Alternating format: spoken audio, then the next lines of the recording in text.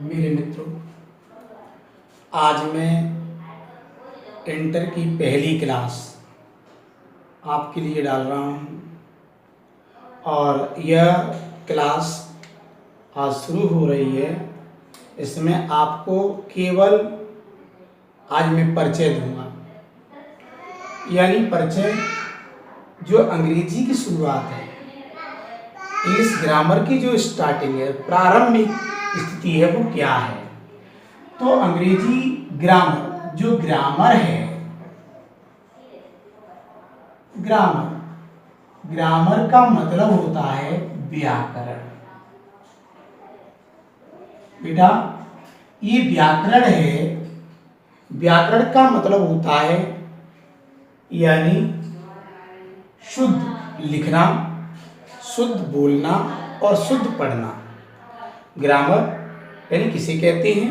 किसी भाषा को शुद्ध लिखना, शुद्ध बोलना और शुद्ध पढ़ना, ये ग्रामर। अब ग्रामर आपकी हिंदी की भी हो सकती है, अंग्रेजी की भी हो सकती है।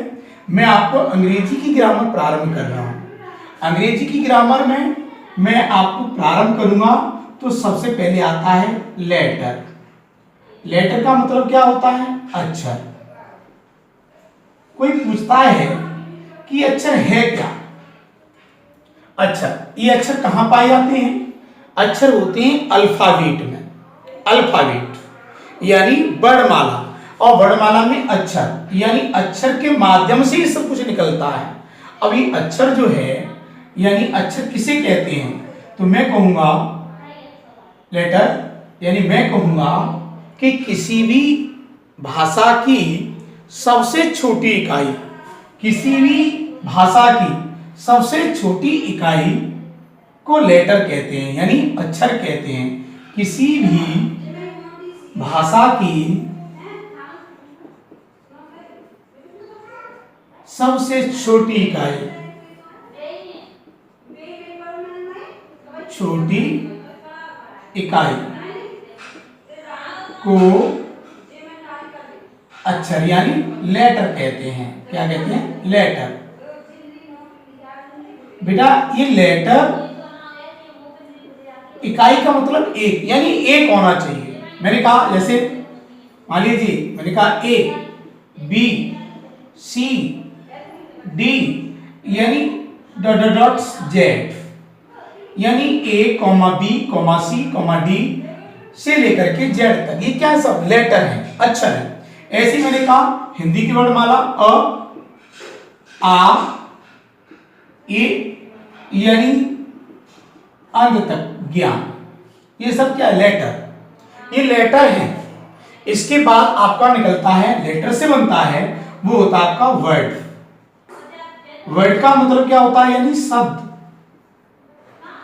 शब्द, शब्द यानी शब्द किसे कहते हैं? शब्द का मतलब बेटा ये है कि दो या दो से अधिक, दो या दो से अधिक, दो से अधिक अक्षरों का, अक्षरों का समूह, अक्षरों का समूह, जिसे वर्ड कहते हैं। क्या कहते हैं? वर्ड। अक्षरों का समूह जिसमें कुछ निकले, जिसका कुछ अर्थ हो। जैसे मैंने कहा बी, ए, डंटी, यही क्या निकलता है? BAT, bat.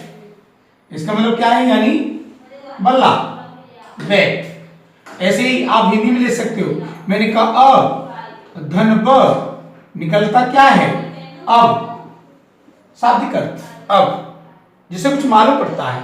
इसके बाद निकलता है तुम्हारा तीसरा टॉपिक, निकलता है तुम्हारा सेंटेंस। सेंटेंस का मतलब यानी वाक्य।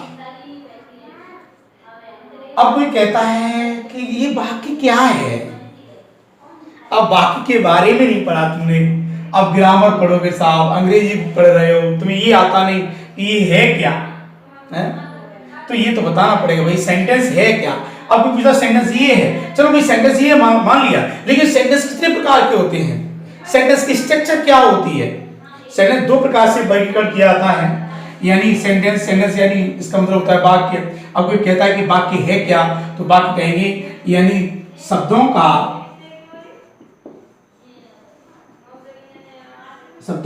ऐसा समूह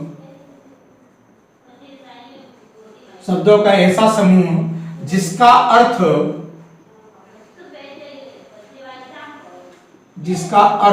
स्पष्ट हो तो उसे सेंटेंस कहते हैं।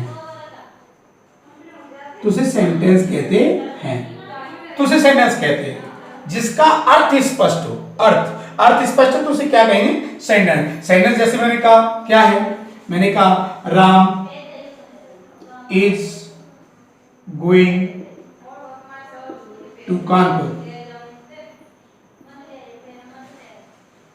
मैंने कहा Ram is going to Kanpur, यानी स्पष्ट है, राम इज गोइंग, राम जा रहा है, टू कानपुर, कहां जा रहा है, कानपुर। यही शब्द अगर मैं लिख दूं कानपुर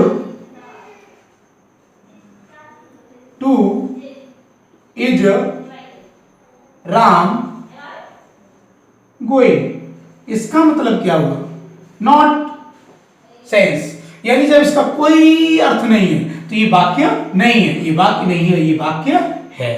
यही है। अब सेंटेंस का मैं परिचय दूंगा तुम्हें अगली वीडियो में।